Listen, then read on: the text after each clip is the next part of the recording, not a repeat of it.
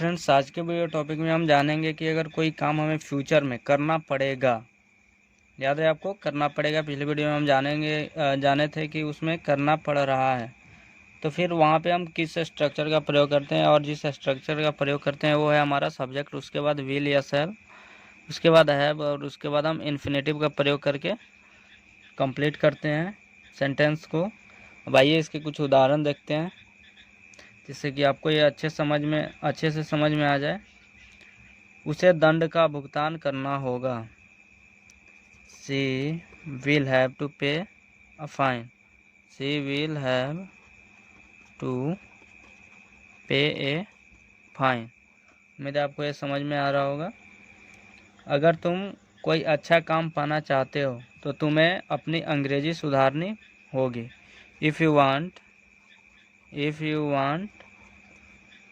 to get a good job,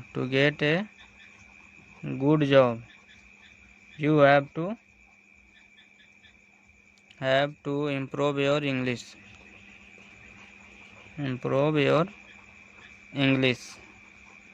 और ये सही बात भी है। अगर तुम अच्छा काम पाना चाहते हो तो तुम्हें अपनी इंग्लिश सुधारनी पड़ेगी।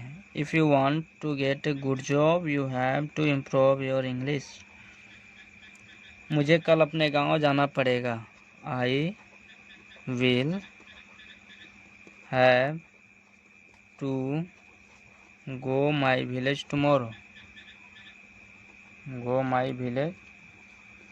टुमारो। आपको यह किताब बाजार से खरीदनी पड़ेगी। You have to buy you will have to buy this book from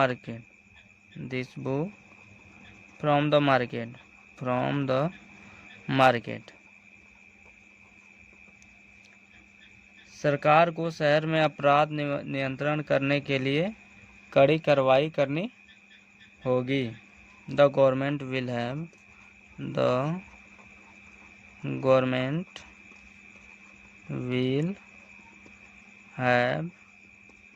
to take stern. कड़ी का स्टर्न होता है action. To curb the crime in the city. The government will have to take stern action to curb the crime in the city। उम्मीद है आपको समझ में आया होगा। याद रहे कि कोई भी काम है उसको फ्यूचर में हमें करना पड़ेगा, फिर उसके लिए हम यूज करते हैं सब्जेक्ट, उसके बाद विल या हैव, उसके बाद हम यूज करते हैं इन्फिनेटिव का। सब्जेक्ट प्लस विल या शैल विल, और उसके बाद हैव और इन्फिनेटिव का यूज करके हम सब्जेक्ट सेंटेंस को कंप्लीट करते हैं।